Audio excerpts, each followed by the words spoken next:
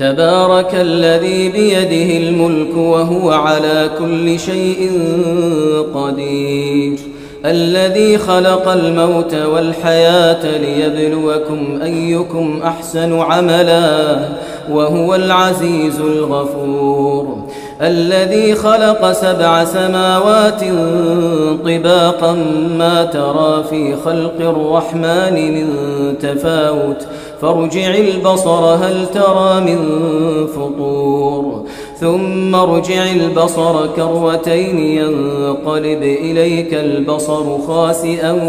وهو حسير ولقد زينا السماء